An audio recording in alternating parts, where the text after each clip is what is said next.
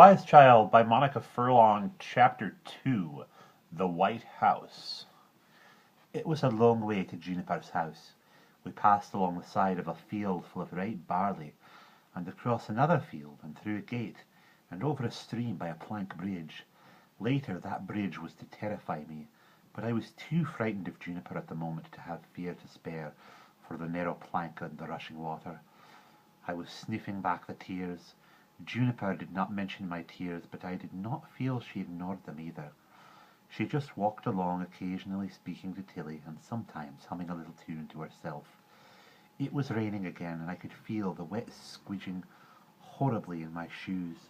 Miserably I knew that the brown leather would stain my lovely stockings, and I wept again because of that. I walked more and more slowly, but this time Juniper did not suggest that I ride on Tilly's back. The track had started to wind very steeply uphill. It seemed unfair that I had to puff and pant as well as cry. The two of us laboured up the track. Juniper had stopped humming now, toward the white house with the stone walls. I had always lived in a little round house made of timber and mud.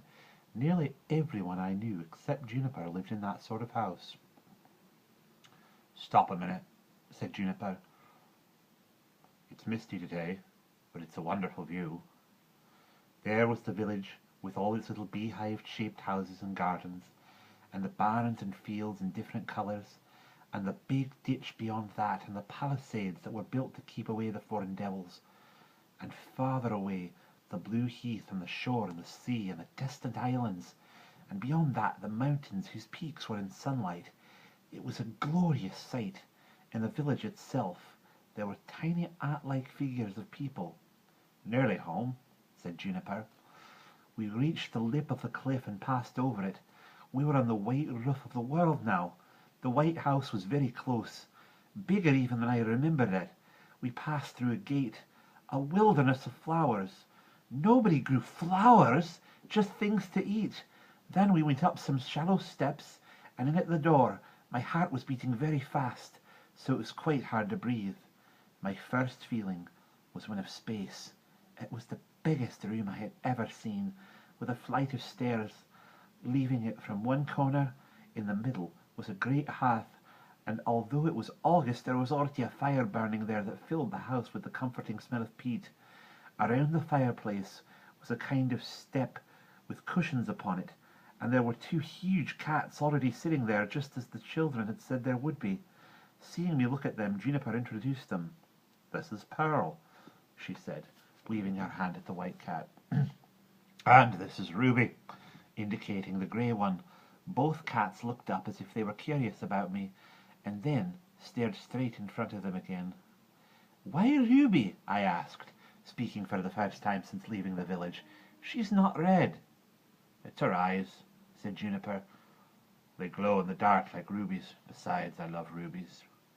In front of the fireplace was a carved chair where I knew Juniper must sit, and beside it was a small chair with a green cushion. "That is for you," said Juniper. "For me? I was expecting you." I sat down in the chair, and Juniper started unfastening my wet shoes and easing off my stockings. "How fine your stockings are," she said admiringly. In the village we never praised another's possessions, still less their children or their animals, for fear of attracting the evil eye. Her praise did seem odd. Then she helped me pull off the clammy dress that I hated, and wrapped a soft blanket around me. I sat in my green chair, which was very comfortable, and Juniper brought me a hot drink. I remembered about the honey drink that made you see everything differently. "What's in it?" I asked suspiciously, thinking, I'll have to eat and drink sometime. "It's tea," said Juniper. One I drink on special occasions, made out of my very best herbs." I sipped it carefully, waiting for it to make me feel funny and ill, but it tasted so delicious, and I had been feeling so cold that I could not stop drinking it. It was sweet without being cloying, and fragrant like flowers, and I was tempted to ask for more, but I did not want to give her any encouragement. I began to feel relaxed and sleepy, but in order not to doze off I studied the room, in particular the floor covering. I had never seen any covering on a floor except rushes and herbs, but I knew that this was a carpet. It had interesting beasts on it, beasts that I would like to see for myself one day. Juniper told me that they were a Gigantosaurus, which is bigger and fiercer than a lion, a griffin, a dragon, and a big winged lizard. Over the fireplace, facing toward the village, was a round mirror. On the other side of the room was a huge table, set on a flagged floor. There were shelves around it that held cooking pots and earthenware jars and vats that I later discovered held liquids the colour of straw, or pond green, or dingy black, or the brilliant hue of Juniper's ruby ring. There was a big sideboard with earthenware pitchers and plates on it, and a huge pestle and mortar. From the ceiling hung branches of plants, some of them wrapped in muslin. Afterward I was to discover that if you went through a door behind the table, you came out into a cool dairy that ran along the back of the house. It too had a flagged floor, white walls, and marble tables, with tubs and churns and jugs and strainers, and newly scalded cloths hung up to dry. In one corner was a quern in which I would laboriously grind our meal. Presently I got dressed again in my brown smock, a dry pair of stockings, and the leather slippers Finbar had brought for me in his travels. "I bet Finbar gave you those," said Juniper, rather impertinently, I thought, so I did not reply. Then she said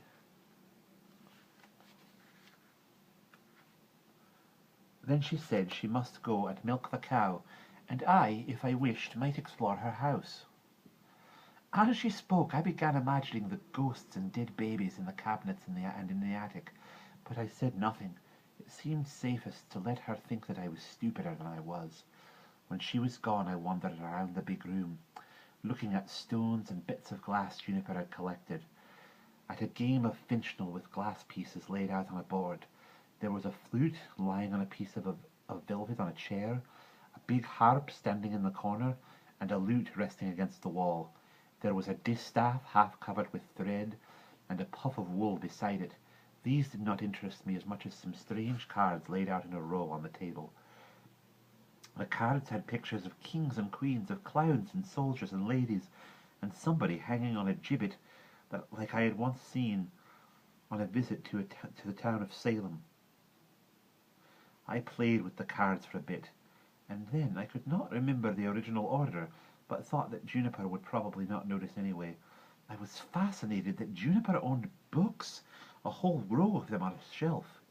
Phelan was the only person I knew who had books, and he had only one or two.